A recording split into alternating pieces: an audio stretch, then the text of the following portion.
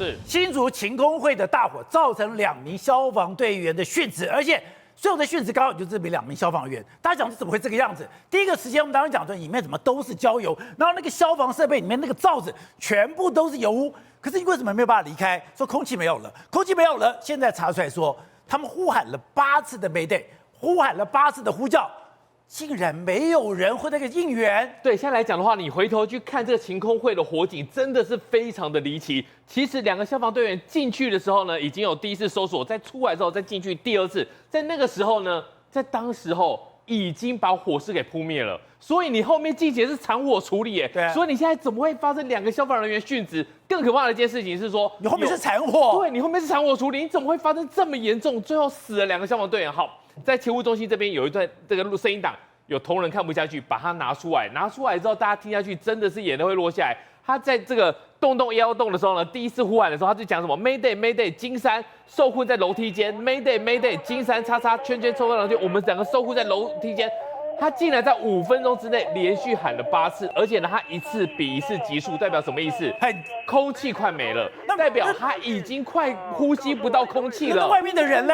对，所以呢，现在来讲的话，我们在当时第一次新闻出来的时候呢，你听到这个东西，大家讲说啊，听到 Mayday 的时候，他们冲进去，然后呢搜救，然后因为怎么现场很多烟雾，所以找不到他。等到找到他的时候呢，已经变成这个样子了，全部都是焦油，已经全部焦油，人已经死掉了。而且呢，他这个面罩是拿下来的，代表说他最后走的时候是非常痛苦的，他一直在想要呼吸更多的空气，但是没有。可是回头来看，可他讲得很清楚啊 ，Mayday Mayday， 然后是谁？我是困在楼梯间，对，困在楼梯间。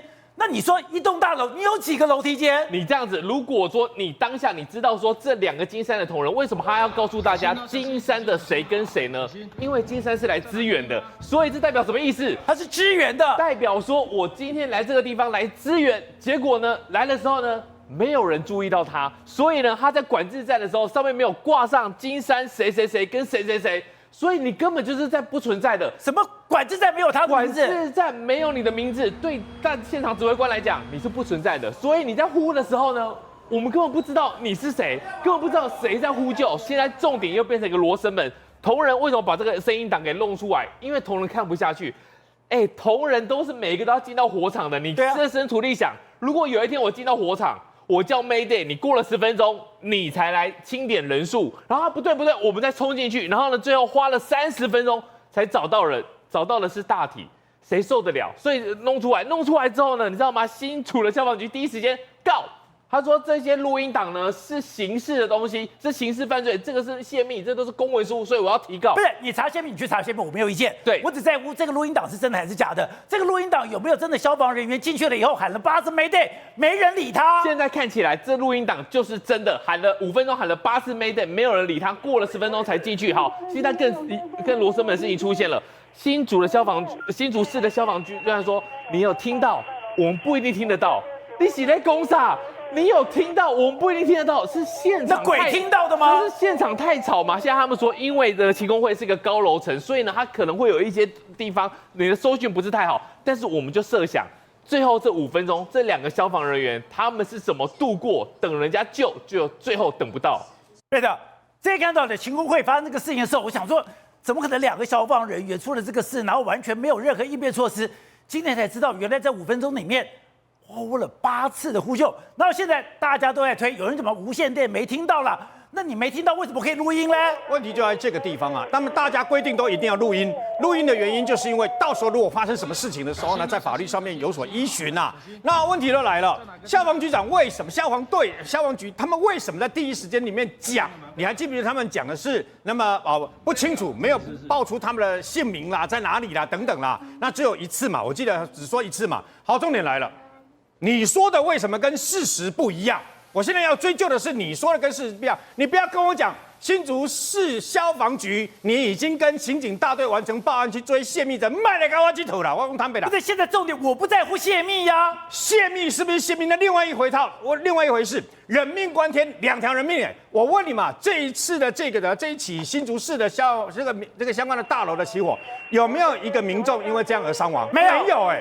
没有一个民众伤亡，竟然会有2个消防队员在楼梯间因为这样子而殉职啊！那我不懂是他说他们金山是来支援的，金山来支援的时候进去的时候，他们2个太急着冲进火场，所以那个牌子没有他们2个名字。重点来了，你怎么管制的？那个牌子叫管制牌，为什么呢？因为呢，那么过去曾经发生一些各县市消防局呢，你进去了以后，我一定要把各分队的人管制好嘛。台北市也曾经，我跑30几年前开始跑台北市的消防嘛，那很多都是因为这样的。好，重点来了，我的重点是为什么？那么已经在无线电里面喊 Mayday 了，喊 Mayday 是很严重的事情，你知道吗？那么喊 Mayday 了以后呢，结果。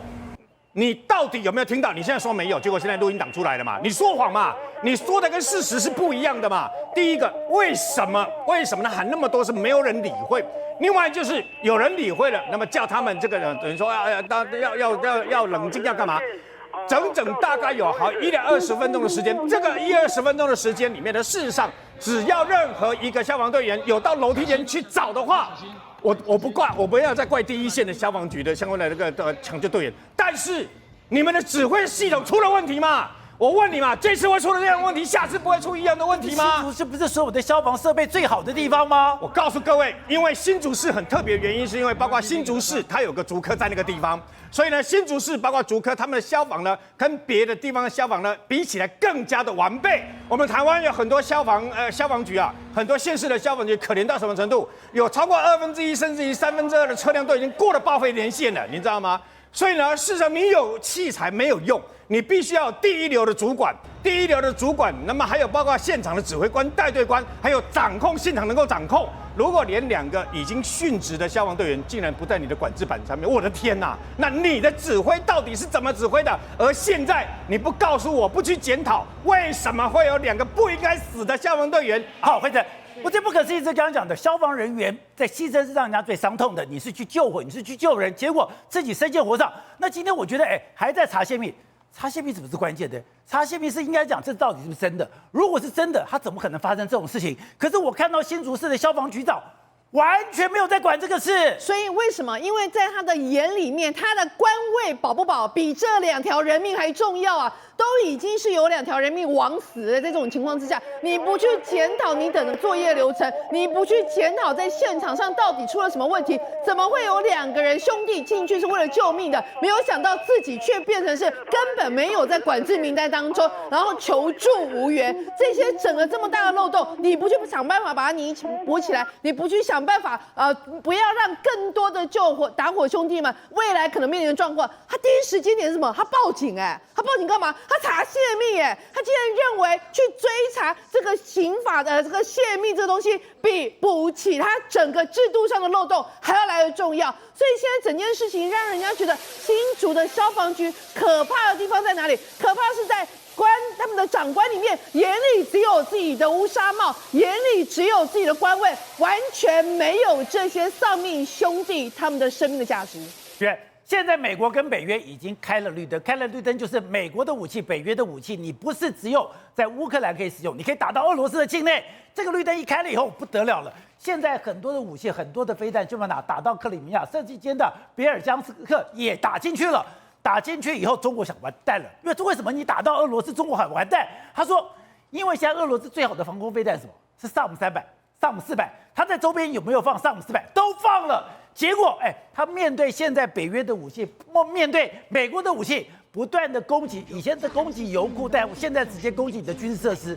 结果在攻击这些军事设施的时候，这些萨姆400完全没有任何功能。宝来哥，大家讲到战争是这种武器最好的验证场。就中国看完了乌俄战争之后，才发现自己被坑大了，被坑了。冤大头，到底买了什么？我到底看了什么？为什么？因为最近呢，美国开绿灯之后，你会发现乌克兰频频的使用这种陆军战术导弹系统的攻击的地方很特别，不是想要收复失土，反而是往俄罗斯境内打。结果往境内打之后，就会发现一个状况，对啊，那俄罗斯境内理论上应该要有号称地表最强的这种防空系统，对，就是萨姆400 S400嘛。就各位，就你现在看到的画面，说宇轩，你在办研会冲天炮吗？怎么会现场炸乱七八糟？不是。这是他们 S400萨姆400的阵地。那你说这个当时到底发生什么状况？其实它的状况是这样就是说乌克兰呢很聪明，他先用这种呢无人机呢到处侦查，侦查之后呢，他会看到一个画面，哦，我知道这是你 S-400的阵地哦，而且阵地里面有3座 S-400哦，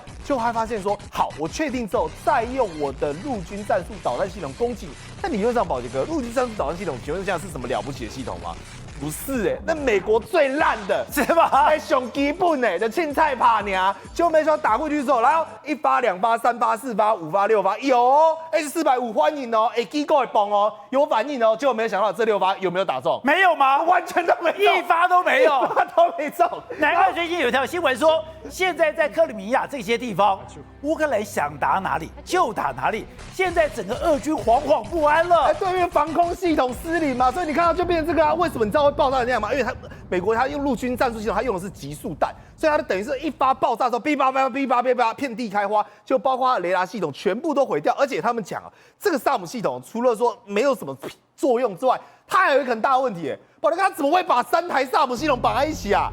这不能这样摆的嘛！你防空系统通常是8座一组，然后8座是不是分布在各个山头？你知道为什么吗？它射击才不会有死角啊，它才一个完准没拦截啊。然后他们乌克兰就在笑，他说啊，你看刚刚呢叫我不打，我都觉得我对不起你了，我心都很痒了。所以你就知道他们现在除了神话破灭之外，最主要问题是什么？要进攻克里米亚了。因为以前大家就说宇轩不对，如果这样，难怪中国会紧张。中国现在最好的防空飞弹就是萨姆400，如果你连这个 ATACM 你都挡不了的话，那美国不就长驱直入了吗？所以他等于说，我买了一堆废铁，竟然摆在沿岸这边，那我有什么用？而且你知道吗？现在所谓俄罗斯他们最担忧的反而是所谓克里米亚这个地方，因为以前克里米亚这个地方叫做什么不成的航空母舰，哇，这俄罗斯都觉得这我的资产，为什么我可以从这边发动我的飞行器，有空优，我还有黑海基地黑海舰队坐镇，然后呢，包括我的陆军后援补给。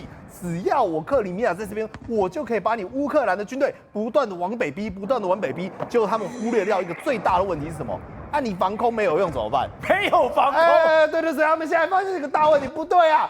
这个包括乌克兰的什么飞弹、导弹战术系统，还有无人机、自杀无人机，弄来，所以变成是反而是什么？以前是后勤补给的要胜，现在乌克兰学聪明了嘛？我根本不用跟你啰嗦那么多，我把全部的火力往克里米亚打，这时候会产生一个状况。原本它是不是你的航空母舰？它是你的资产，对，你还可以靠它呢进行我们讲的港口的运补。结果它现在变成你的负债了嘛？为什么？宝德哥，克里米亚是一个观光大镇啊，那观光大镇它变成是烽火连天的时候，它请问一下，它还赚得了钱吗？没有了，赚不了钱吗？它战术想定它的作用，请问一下，黑海舰队是不是整天3天2头就被我们的自杀无人潜艇、自杀无人艇，然后自杀无人机飞弹打得乱七八糟？那后勤补给也断掉，现在乌克兰频频的往这边做轰炸，那你说，请问一下，这个克里米亚变的是什么？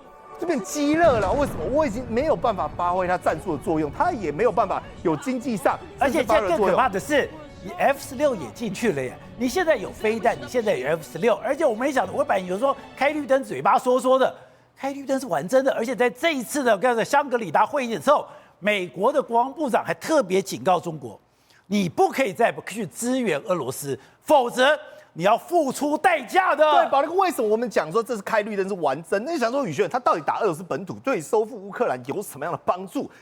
大有帮助。为什么？因为跟 F-16其实至关重要。以前呢，乌克兰呢打俄罗斯打的是什么？油槽啦、交通干道啊，包括一些储藏的地方啊。你说，奇怪，那现在为什么改变标的？反正知道最近他们流行打什么吗？专挑萨姆斯白打，萨姆斯白打，就把你的对空火力、防空设备、雷达站通通打掉，包括他们讲，萨姆斯白号称是全世界最好的防卫盾。你的盾都没了，现在也是啊，现在是全世界最好的靶机啊，就靶机、靶船、靶舰，就都专门来当靶打用。为什么我们这样讲？因为最近俄罗斯困扰到自己了，包括他们有一个很特别的叫做国之重器，我们国家最强的超级超级雷达各位还要加一个超级2个字叫做沃罗涅日 DM， 就没想到连这个我们讲的超级雷达也都被打掉了。现在乌克兰专挑雷达打，专挑防空设备打，为什么？他们在替 F-16未来的布局清理战场，扫除干净嘛。我把你扫除障碍，你这些可以有对抗能耐的，我全部都把它扫除之后，请问一下，未来 F-16来之后会变成什么？如入无人之境。宝哥，你再来干嘛吗？他干嘛？来压制对方的，比如说苏凯35，你知道为什么吗？因为苏凯35最近一直投递一种叫做滑翔炸弹的东西，那已经把这种俄罗斯所到之处，因为他也找不到人嘛，他就给你炸下去之后乱炸，这威力惊人，整个炸下去之后夷为平地，甚至凹一个凹洞。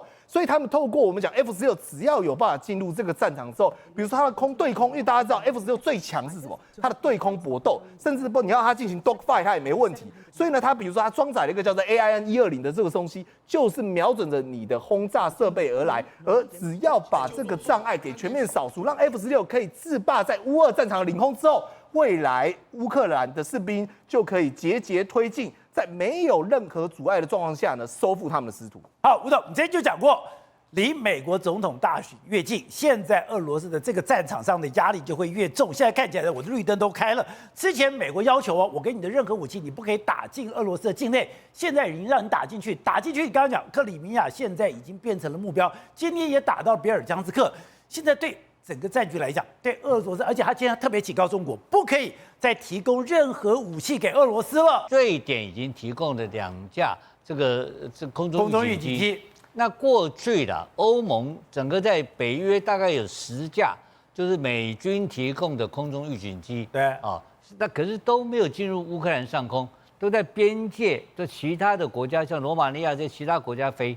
然后呢，跟一些 RC-135等等，跟包括这个星链提供了一个整个的一个情报网，对不对？